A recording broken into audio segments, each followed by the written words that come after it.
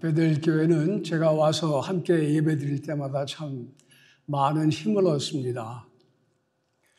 예배 시작할 때 찬양팀부터 시작해서 성가대로 또 방송 영상 팀의 예배 모든 부서 보이지 않는 곳에서 수고하신 여러분들 참 진심으로 감사를 드립니다. 오늘도 함께 예배 드리시는 여러분들에게 하나님의 은혜와 평강이 충만하게 임하시기를 기원합니다. 오늘 우리가 함께 읽은 말씀은요, 주님께서 물고기 2마리와 떡 5덩이로 5,000명을 먹이셨던 바로 그날 일어났던 사건입니다. 배불리 먹은 사람들이 이제 다 떠나서 집으로 가는데 주님께서는 그 장면을 지켜보시면서 제자들에게 말씀을 하세요. 나는 여기 남아서 산에 올라가 기도하고 갈 터이니 너희들이 먼저 배를 타고 떠나라 말씀을 하시고, 그래서 이제 사람들은 다 집으로, 우리 주님은 거기서 산으로 올라가시고 제자들은 배를 타고 떠납니다. 그렇게 해서 이제 한 서너 시간이 지난 다음에 배에 풍랑이 일기 시작하고 또 물결이 치면서 제자들이 아주 두려움에 떱니다. 그때 예수님께서 걸어서 배로 오시지요. 그걸 보면서 제자들은 놀래가지고 유령이다 막 소리 지르는데 주님께서는 난이 안심하라 이렇게 말씀을 하시고, 우리 베드로는 늘 못 말리죠. 남들보다 한 걸음 앞서가기 때문에 그때 또 나서가지고 정말 주님이시거든 나로 명하여 물 위를 걷게 하소서 이렇게 얘기하니까 우리 주님께서 오라 말씀하시고 그 베드로는 실제로 내려서 물 위를 걸어갑니다. 그러다가 이제 물결이 치는 걸 보면서 무서워서 빠지기 시작을 하니까 우리 주님께서 손을 붙잡아 건져주시고 또 배 위에 올려주시고, 그래서 베드로와 주님과 모두가 다 배에 올라가니까 배에 있는 모든 사람들이 우리 주님께 경배하면서 정말 하나님의 아들이십니다 이렇게 고백했다는 그 장면이 오늘 성경 말씀입니다. 이 성경으로 설교하면서 물 위를 걸어라 그러면 아주 참 멋있어요. 그리고 실제로 그런 설교가 도움이 되기도 합니다. 이렇게 설교할 때는 풍랑을 보지 말고 주님을 보라 이렇게 말하죠. 또 어떤 사람들은 배에서 내려야 걸을 수 있다 이렇게 말을 합니다. 다시 말해 자기의 컴포트 존을 벗어나서 어떤 특별한 결단을 해야지만 이제 우리가 큰 기적을 행할 수 있다는 이런 뜻이 되고요. 또 우리가 부르는 복음성가 중에 의심 말라 하시고 물결 위 걸으라 하시네 할 수 있다 이렇게도 우리가 찬양을 하지 않습니까? 사실 그 좌절에 빠지고 의기소침해 있는 사람들에게 이런 말이 도움이 될 수도 있습니다. 그런데 한번 우리 같이 생각을 해보면요, 여러분 생각에 베드로가 물 위를 몇 발자국 걸을 수 있었을까요? 한 3발짝? 한 12발짝 걸었을까요? 그리고는 곧바로 빠지지요.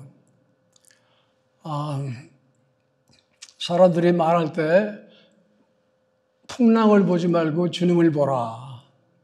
우리 그때 주님과 함께 하던 베드로가 못하는 거를 우리가 할 수 있을까요, 지금? 또 이 일 이후에 주님께서 물 위를 걷는 법을 강의하셨다. 그래서 그 뒤로 베드로가 늘 물 위를 마음대로 걸어 다녔다. 이런 거 성경에서 보신 분 없으시죠? 사실 오늘 이 말씀의 가르치심은 우리가 물 위를 걸을 수 있다보다는 첫 번째는 그 하나님과 우리 인간의 상대적인 위치를 보여주시는 그런 말씀입니다. 다시 말해 주님께서는 창조주이시기 때문에 물 위를 걸을 수 있지만 피조물인 우리들은 못 걷는다 이것이 오늘 말씀이 우리에게 알려주는 거죠.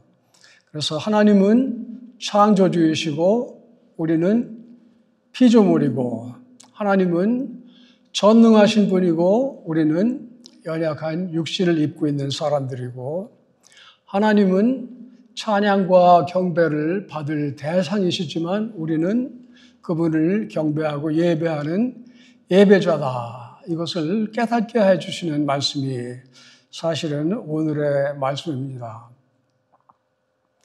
그런데 이 말씀으로 끝나지가 않아요. 왜냐하면 이렇게 하나님과 우리의 상대적인 위치가 다르지만 놀랍게도 이런 하나님이 또 동시에 사랑의 하나님이셔요. 그래서 그 하늘 위에 전지전능 거룩하신 하나님이 이 땅에서 슬픔과 고통, 걱정 중에 있는 우리들을 사랑하시고 마음에 두시고 우리들을 건져서 하늘나라에 올라오게 하셔서 같이 살고 싶어 하시는 분이 바로 하나님이시고, 이렇게 해서 우리가 이 땅의 고통에서 건져져서 하늘나라에 들어가는 것을 구원이다, 이렇게 얘기를 하죠. 우리가 이 구원 얘기하면은 구원을 어떻게 받나요? 그러면 믿음으로 구원을 받는다. 우리가 늘 이렇게 얘기합니다. 그런데 오늘 베드로 보면요, 베드로가 구원받기 위해서 한 건 뭐가 있을까요? 물에 빠지면서 허우적대고 겁에 질려가지고 소리 지르고 손 내밀어서 막 손 여기저기 내밀고 한 거, 그거밖에는 우리 베드로가 한 건 없는 것 같아요. 그보다는 우리 주님께서 베드로의 손을 꽉 잡아서 건져주시고 그 다음에 배에 밀어 올려넣어 주시고, 이 전적으로 우리 주님의 손에 의해서 베드로는 구원을 받았습니다. 우리가 그러면은 믿음으로 구원을 얻는다 할 때, 그러면 그 믿음은 우리가 어떻게 해석하게 되나요? 우리가 믿음을 얘기할 때 내가 이것저것 다 알아보고 비교해보고 연구해보고 결정을 내려가지고 그 다음에 노력해가지고 우리가 하나님을 믿나요? 만약에 그렇게 믿는 사람이 있다면은 그 사람은 좀 더 알아보다가 다른 거를 발견할지도 몰라요. 왜냐하면 자기 결정으로 하나님을 믿는다고 생각을 하기 때문에. 그러나 우리는 알기를 하나님께서 우리에게 믿음을 주셔서 우리가 믿는 것으로 이렇게 고백하는 것이 우리의 믿음입니다. 그래서 믿음도 하나님의 은혜의 선물이다 해서 은사의 하나로 이렇게 분류가 되어 있고요. 찬송에도 보면은 왜 내게 성령 주셔서 내 마음을 감동해 주 예수 믿게 하는지 난 모르겠다. 왜냐하면 내가 믿음을 믿기 시작한 그런 것이 아니고 우리 주님께서 우리를 먼저 사랑하셔서 그래서 믿음을 갖게 하셨다. 이런 고백이 우리의 참 고백입니다. 요한일서 4장 보면은 사랑은 여기 있으니 우리가 하나님을 사랑한 것이 아니요 하나님이 우리를 사랑하사 우리 죄를 속하기 위하여 화목제물로 그 아들을 보내셨습니다. 우리가 하나님을 사랑하기 전에, 그래서 찬송가에도 주 예수 내가 알기 전 날 먼저 사랑했네 이렇게 고백을 하죠. 하나님이 얼마나 우리를 사랑하시고 얼마나 우리를 구원하고 싶어 하시는지 그것을 잘 설명해 놓은 성경이 있습니다. 그것이 성경 전체가 다 그거지만요. 특별히 히브리서 11장 보면은 그 말씀이 참 잘 나와 있어요. 히브리서 11장 잘 믿음장이라고 알려진 거 아시죠? 믿음은 바라는 것들의 실상이요 보이지 않는 것들의 증거니 선진들이 다 이로써 증거를 받았다. 이렇게 시작을 하면서 그 뒤에 쭉 그 선진, 우리 믿음의 선배들 이름이 쭉 열거가 되지요. 그래서 예를 들어 아벨은 믿음으로 더 나은 제사를 지냈고, 또 에녹은 믿음으로 죽음을 보지 않고 옮겨졌고, 그 다음에 이제 노아는 믿음으로 방주를 짓고, 아브라함은 믿음으로 자기 친척을 떠나서 하나님이 인도하신 곳으로 떠났고 하면서 그 믿음의 선조들의 얘기가 쭉 이어집니다. 그래서 한 장을 쭉 채우다가 마지막에 가면 이런 말이 나와요.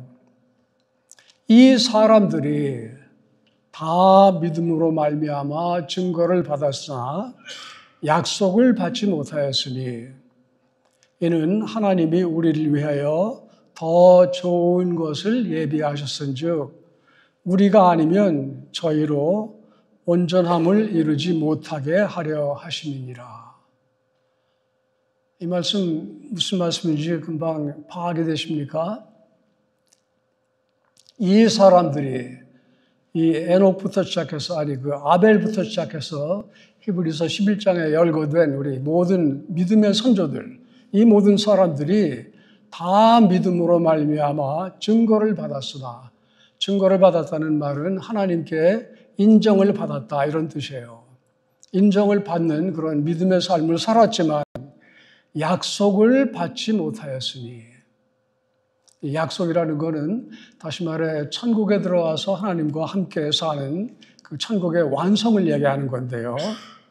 왜 그런 사람들이 그 약속을 받지 못했는가? 이렇게 믿음으로 잘 살았는데 그것은 하나님이 우리를 위하여, 여기에 우리는 바로 저와 여러분들입니다. 우리를 위하여 더 좋은 것을 예비하셨으니, 참 이 더 좋은 것이 뭘까요? 이는 우리가 아니면 저희로 온전함을 이루지 못하게 하려 하심이니라. 다시 말해 믿음의 선조들이 다 천국에 들어가긴 들어갔는데요. 그것이 완성이 아니에요. 왜냐하면 우리가 들어갈 때까지는 천국이 완성이 되지 않는다. 이런 말이 여기 나와 있는 겁니다.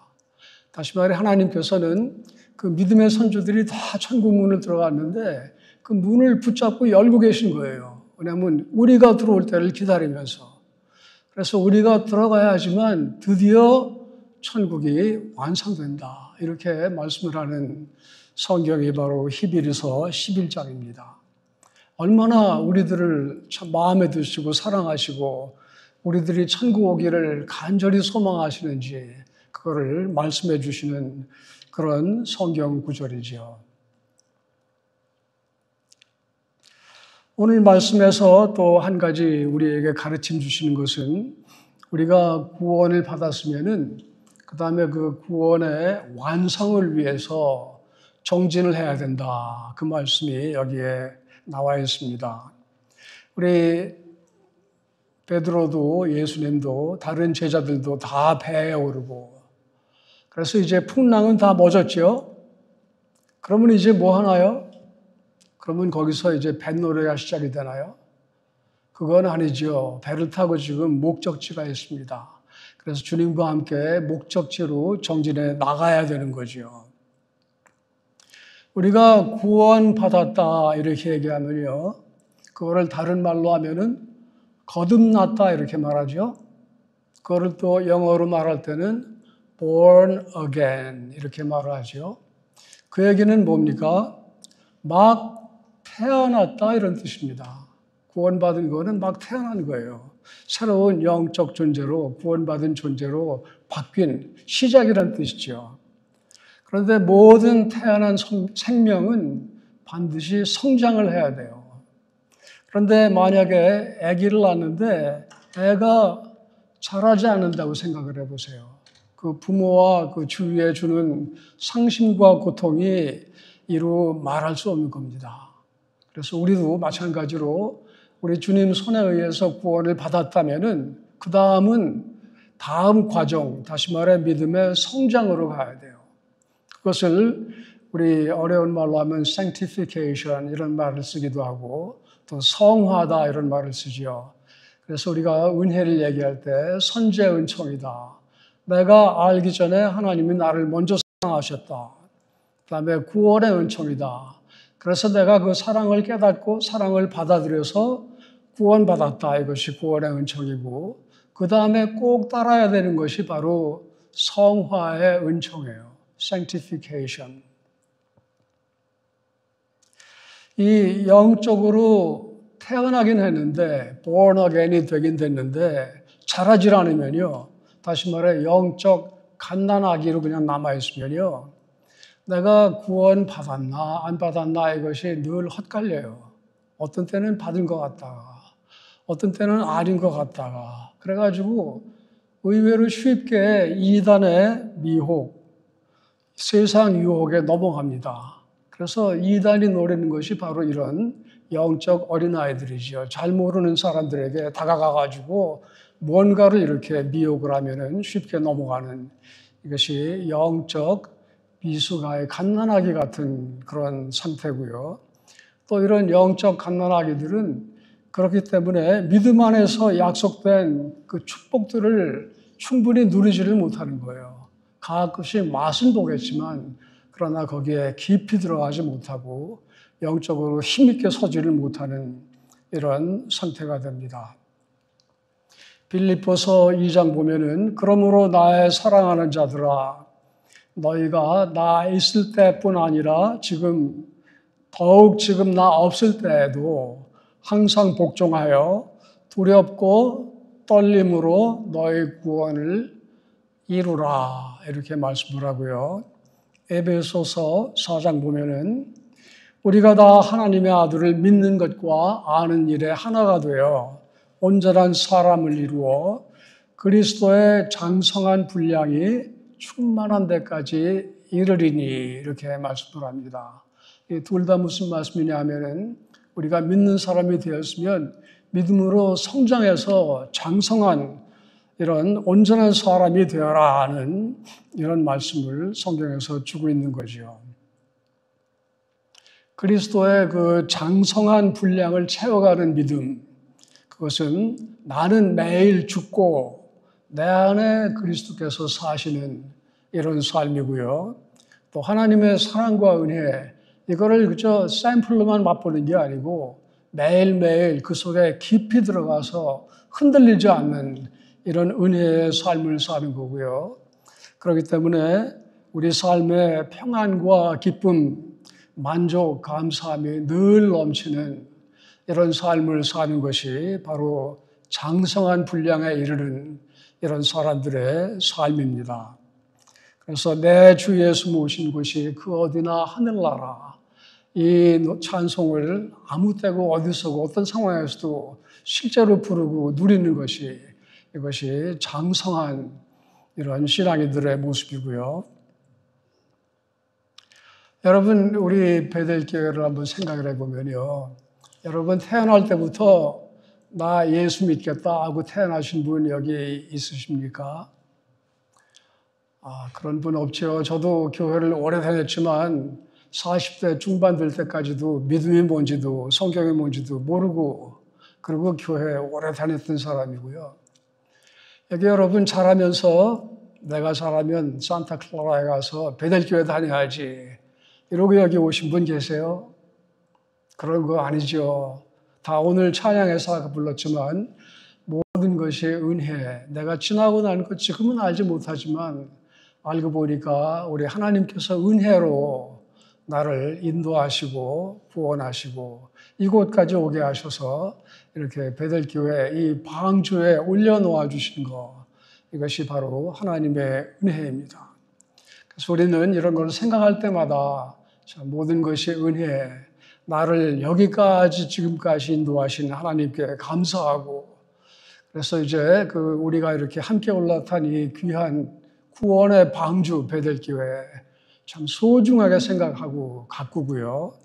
그래서 다 목적지를 향해서 우리의 믿음의 완성을 향해서 장성한 분량을 이룰 때까지 노력을 하면서 우리 믿음 안에서 약속된 모든 참 축복들 충만하게 받아 누리는 이런 힘 있는 우리 모든 사랑하는 성도들과 또 함께 섬기는 교회 되기를 우리 주님의 이름으로 축원합니다.